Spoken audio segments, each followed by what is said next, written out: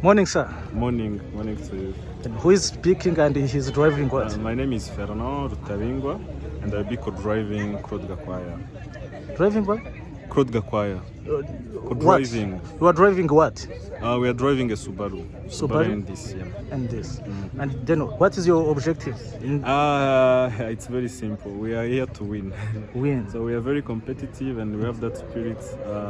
And the good thing, we have a good car. So we have good loads, good car, and we believe in each other, me and my driver.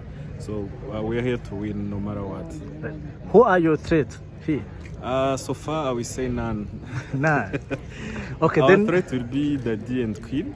And unfortunately, our biggest threat was Kanangire, and he's not around. So it will be a good challenge. Unfortunately, it will not happen. Then good luck. Thanks. Muraho neza nyakubahwa. Muraho. Turi kuvugana nande? Ndi kuvugana na Shimimana Adolphe. Utwaye iyihe modoka? Subaru Impreza N10. N10. Yeah. Yes, hano numvishe ko ari ibyiciro byinshi abantu bari buresinge muri kuresinga mu kihe cyiciro? Ndi mu cyiciro urebye cy'abisumbuyeho bari hejuru. Cyabisumbuye nicyo bita overall cya 4-wheel drive. 4-wheel drive. Imodoka ikurura imbere n'inyuma. Ikurura imbere n'inyuma. Ukaba rero waje muri rushanwa uje gushaka mwiki. Hari abaje gutestinga babatreka turebe imodoka zacu. Hari abaje bavuga ati we are aiming top 3 mwebwe ni gute? Aje naje nje gushaka amanota kuko nimo ndakina shampiyona y'uyu mwaka. Y'uyu mwaka 2025. Amanota menshi ashoboka yo hejuru ubona ashoboka nayaye. Ukuvuga biterwa niyo wabashije kurangiza amasiganwa yose. Buri nibyo rya mbere. Nyuma y'iri ngiri turateganya izindi enye. Oya ndi kuva mo hano. Hano muri fast sprint race ya Musha. Urateganya ko ayo waje gushaka ni yose yuzuye? Oya ntago aba yuzuye. Ayo ukuye hano n'ayo ukuye mu irushanwa rikurikiyeho niyo bagenda baterateranya noneho bikaguha resultat z'umwaka. Sam murakoze cyane. Murakoze na.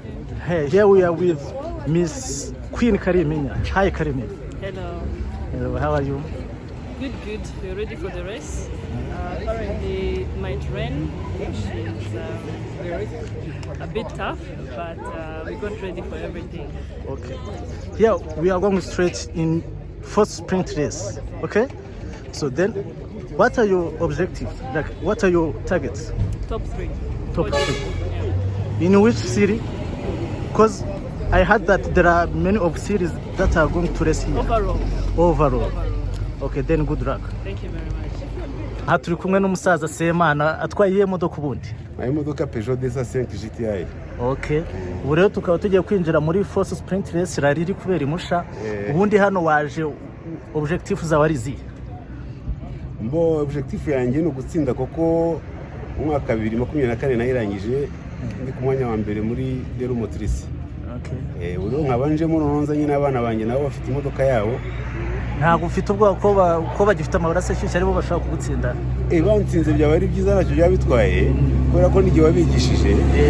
Bansinze babanyeretse ko baje neza byaba ari byiza cyane. Okay. Amerwe masa umusaza Semana. Murakoze cyane. Kizimana Jacques nkabandi mu pilote muri Arena Nationale. Akaba atwaye iyihe modoka? Peugeot 205 GTI. Okay, ukaba umukopilote wawe ninde? Copilote ni Kevin.